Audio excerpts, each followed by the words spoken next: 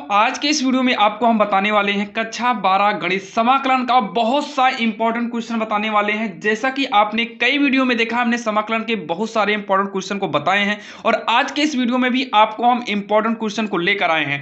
लेकिन यहां पर देखिए, सबसे बड़ी प्रॉब्लम बच्चों की क्या होती है। मान लीजिए हम कोई सवाल बता रहे हैं, क्या वो बोर्ड में पूछा जाएगा कि नहीं पूछा जाएगा, आखिर उनको प्रूफ की जरूरत पड़ती है। तो हम आपको दिखा दें, ये सवाल जो आप देख रहे हैं ये काफी इंपॉर्टेंट है और ये सवाल बोर्ड एग्जाम में पूछी गई है। जैसे कि आप यहां पर देख लीजिए, ये देखिए सवाल पूछी गई 3, 5, 8, यानी कि ये तीनों सवाल आज के इस वीडियो में बताने वाले हैं जो कि काफ़ी इंपॉर्टेंट है। आपको हम पहले से दिखा दे रहे हैं ताकि आपके मन में ये न रहे कि ये सवाल पूछी गई है या फिर नहीं पूछी गई है। देखिए तीनों सवाल समाकलन की है और तीनों सवाल लगातार पूछा है और बोला है कोई एक खंड कीजिए, यानी कि आप ये 3 सवाल को पढ़ लेते हैं तो आपका 8 नंबर कहीं पर भी नहीं जाने वाला है, कन्फर्म पूछा जाएगा।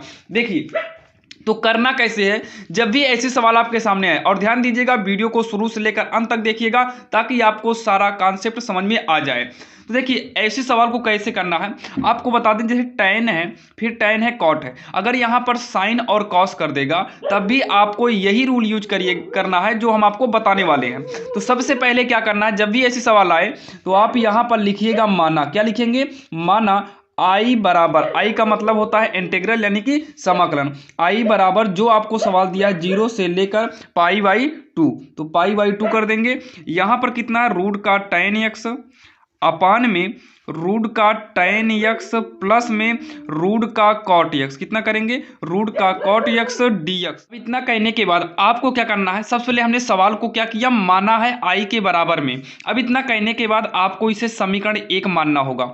अब इसके बाद समीकरण 1 मानने के बाद यहाँ पर आपको सीधा यूज करना है प्रगुण 4 से। क्या करेंगे, प्रगुण 4 से।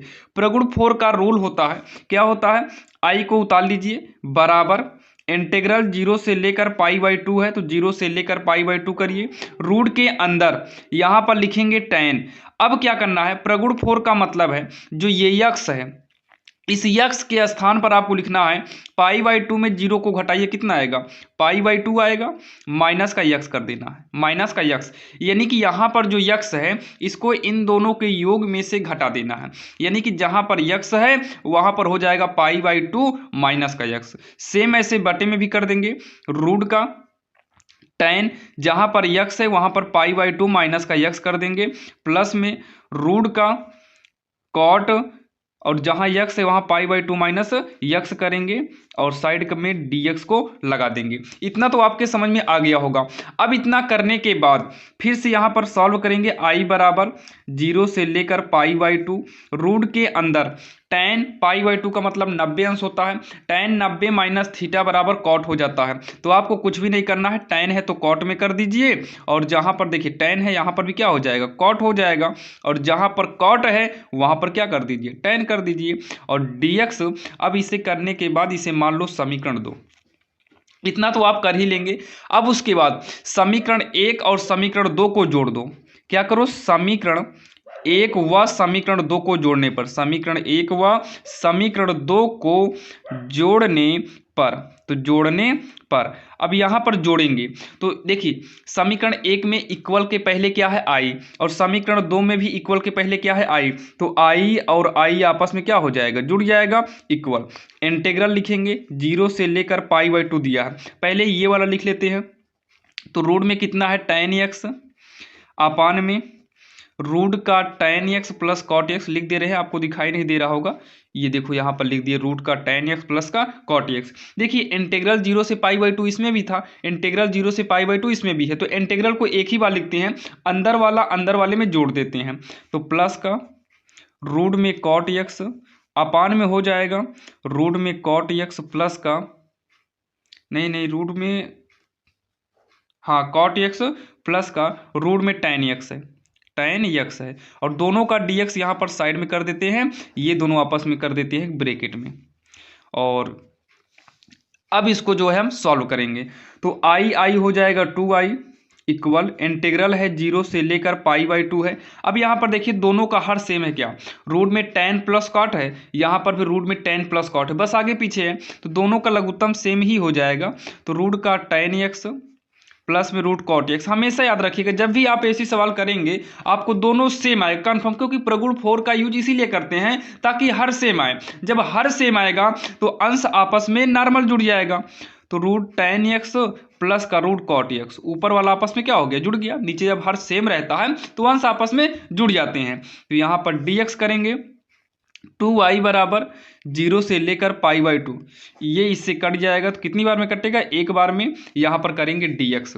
अब उसके बाद 2y बराबर, देखिए लिमिट क्या है इससे मतलब नहीं है, एक का समाकलन कितना होता है तो यक्स होता है। अब लिमिट क्या है, 0 से लेकर π/2 है।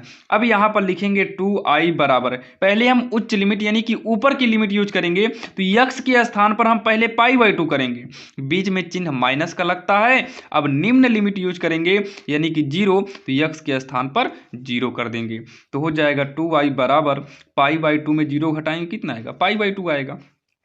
i बराबर π/2, 2 का पक्षांतर करेंगे तो ये बटे में आएगा, और बटे में 2 पहले से है तो 2 दूनी कितना हो जाएगा 4, और i का मान आ गया π/4। यही इसका आंसर हो जाएगा, जो कि काफ़ी आसान था और आपके समझ में आ गया होगा। तो चलिए देर नहीं करते हैं और देखते हैं दूसरी नंबर सवाल, जो कि काफ़ी इंपॉर्टेंट है। ये 5 नंबर की पूछी गई है, फिर ये सवाल देखेंगे लास्ट में 8 नंबर की। तो आप वीडियो को शुरू से लेकर अंत तक जरूर देखिएगा। तो चलिए देर नहीं करते हैं और देखते हैं दूसरी नंबर सवाल, जो कि 5 नंबर बोर्ड एग्जाम में कन्फर्म आएगा। बात करें ये सवाल की तो ये भी काफी इंपॉर्टेंट है। देखिए आपको हम बोले हैं जब भी लिमिट ऐसे दिया रहे 0 से लेकर π/2, π/4 या π/, तो आपको हमेशा सबसे पहले यहां पर लिखना पड़ेगा माना। क्या लिखेंगे, माना i बराबर, लिमिट है 0 से लेकर π/4 तक है, फिर यहां पर दिया है log 1 प्लस का tan x। क्या कर रहे हैं हम, वही सवाल को ही पहले नोट कर रहे हैं। क्या कर रहे हैं, सवाल को ही नोट कर रहे हैं, और यहां पर dx करेंगे। और इतना करने के बाद आपको तुरंत मानना होगा समीकरण 1, जैसे हम इसके पहले सवाल में किए थे। अब उसके बाद हमें यहां पर यूज करना है भैया प्रगुण 4 का। किसका यूज करना है, प्रगुण 4 का, यानी कि प्रगुण 4 से। अब क्या करेंगे, i बराबर, ध्यान से सुनिएगा, प्रगुण 4 का मतलब क्या है। प्रगुण 4 का मतलब है कि लॉग लिख लीजिए, 1 लिख लो, फिर उसके बाद tan को भी लिख लीजिए। क्या करो, tan को भी लिख लीजिए, लेकिन जहां पर यक्स आएगा उस यक्स को लिखने से पहले आप इन दोनों लिमिट को जोड़िए। तो π/4 में 0 को जोड़ेंगे तो π/4 आएगा। अब इस कोणांक यानी कि यक्स को घटा दीजिए, इसको ये ब्रैकेट बड़ा कर देंगे और यहां पर कर देंगे dx। अब अंदर वाले को सॉल्व करके आप इसे मानिएगा समीकरण 2। तो चलिए हम इसको सॉल्व करते हैं।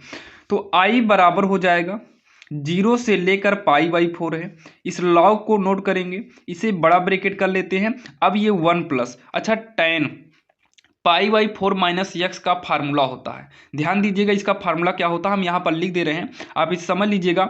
ये फार्मूला होता है tan a माइनस बी के रूप का। तो फार्मूला होगा tan a माइनस का tan b अपान में 1 plus tan a tan b, ये इसका फार्मूला होता है। इस हिसाब से ये हो जाएगा tan a था तो एक ये थे, यहाँ पर π/4 है, माइनस tan b यानी कि tan x होगा, अपान में कितना है 1 प्लस tan a के स्थान पे कितना है, देखिए a था तो एक ये, यहाँ π/4 है तो tan π/4 इंटू में tan b यानी कि x है तो x कर देंगे। ये तो आपके समझ में आ गया होगा। अब इसे आगे सॉल्व करेंगे तो i बराबर होगा इंटीग्रल 0 से लेकर π/4 हो जाएगा लॉग ब्रैकेट में 1 प्लस tan π/4 यानी कि tan π/4 का मतलब होता है, देखिए पाई का मतलब 180, तो 180/4 काटेंगे तो 45 आएगा, और tan 45 अंश का मान होता है 1 माइनस का tan x अपान में 1 प्लस, ये भी tan 45 बनेगा, तो tan 45 का मान 1 से tan में गुणा करेंगे तो आएगा tan x, ये ब्रैकेट को करेंगे बंद, और लास्ट में हम dx को लगाते चलेंगे। ये तो आपके समझ में आसानी से आ रहा होगा। अब उसके बाद i बराबर इंटीग्रल 0 से लेकर π/4 करेंगे, और यहाँ पर लॉग बटा इसका 1 मानेंगे, तो इन दोनों का लघुत्तम आएगा 1 प्लस tan x, हर से लघुत्तम में भाग देंगे तो इतना ही बार में आएगा, यानी कि पूरा पूरा लिख दो 1 प्लस tan x, प्लस ये पूरा 1 प्लस tan x से 1 प्लस tan x भाग देने पर कटेगा 1 आएगा, 1 से गुणा करेंगे तो प्लस है यहाँ पर 1 माइनस tan x ही रहेगा 1 से गुणा करने पर dx। tan x आपस में क्या हो जाएगा, कट जाएगा, तो काट दीजिए। अब उसके बाद I बराबर 0 से π/4 है, लॉग ऊपर कितना आएगा, 1 1 2 आएगा, बटे में 1 प्लस tan x और यहाँ पर dx कर देंगे। तो यहाँ पर देखिए इसका भी एक यहाँ पर लॉग का फार्मूला होता है लघुगणक का। अगर लॉग में यम अपान n है तो ये हो जाता है लॉग यम माइनस का लॉग n। ये किस रूल से होता है, लघुगणक यानी कि लॉग के नियम से होता है। तो आपको ये करना पड़ेगा, लॉग यम बटे n है तो लॉग यम माइनस का लॉग n करना होगा, जो कि यहाँ पर ई रहता है। आप करेंगे फिर भी सही है, नहीं करेंगे फिर भी सही है, ये लॉग बेस में ई माना जाता है। तो I बराबर 0 से लेकर π/4, सेम ऐसे ये भी हो जाएगा log 2 माइनस का log 1 प्लस का tan x, ब्रैकेट में करना चाहो कर दो और यहाँ पर dx कर देंगे। I बराबर 0 से लेकर π/4 log 2, ये इंटीग्रल अलग कर दिए क्योंकि ये सब जो है एक में ही है, ये सब एक में ही है, तो इसका इंटीग्रल अलग कर दिए। अब इंटीग्रल इसके साथ भी अलग करो तो माइनस 0 से लेकर π/4 है, ये भी हो जाएगा 1 प्लस tan x dx। इतना कहने के बाद अब आते हैं हम समीकरण 1 से, समीकरण 1 से। अच्छा ध्यान से देखिएगा ये समीकरण 1 से क्या करना है। I बराबर देखिए इसको पहले करते हैं, log 2 आपका अचर है यानी कि इसमें x है नहीं, तो ये आराम से आपका इंटीग्रल के बाहर चला आएगा log के साथ, और यहाँ 0 से लेकर π/4 किए। अच्छा यहाँ से जब बाहर चला गया तो यहाँ बचा क्या, कुछ नहीं बचा, तो 1 और यहाँ पर dx रहेगा तो ये 1 dx कर लेंगे, माइनस π/4 से 0 यानी कि 0 से π/4 है log 1 प्लस tan x। ये देखिए सबसे शुरू में ही हम इसको I माने थे, देखिए 0 से π/4 log ये, इस सब के स्थान पर हम क्या प्रयोग कर सकते हैं, I, यानी कि यहाँ पर हम यूज कर देंगे I का। तो I को उठाकर उधर ले आएंगे, पक्षांतर करेंगे इधर तो प्लस में हो जाएगा I। log 2 से कोई मतलब ही नहीं है, 1 का समाकलन होगा x, लिमिट दिया है 0 से लेकर π/4 दिया गया है।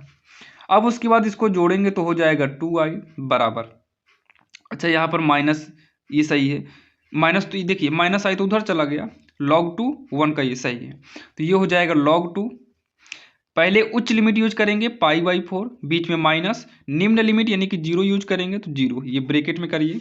अब इसको सॉल्व करेंगे, 2I बराबर log 2, ये हो जाएगा केवल π/4 इंटू में है,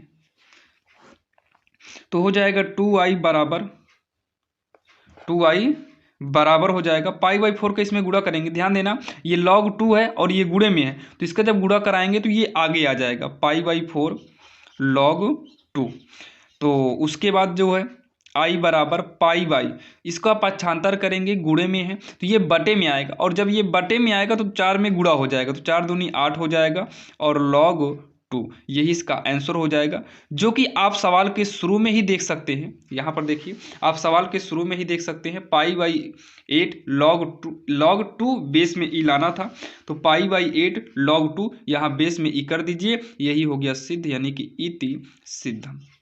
ये इसका आंसर हो गया, जो कि हमने बहुत आसानी से बहुत बेहतरीन तरीके से बताने की कोशिश किया है और आपके समझ में आ गया होगा। तो चलिए देखते हैं तीसरे नंबर सवाल, जो कि आपने देखा था, और ये तो पूरे के पूरे 8 नंबर की है, जो कि काफ़ी इंपॉर्टेंट है। बाकी ये सभी क्वेश्चन भी आपको हम करा देंगे। अगर आप हमारे इस चैनल पर नए हैं तो सब्सक्राइब कर लीजिएगा, ताकि हम जितने भी वीडियो बनाएं वो सबसे पहले लेटेस्ट आपको मिले। तो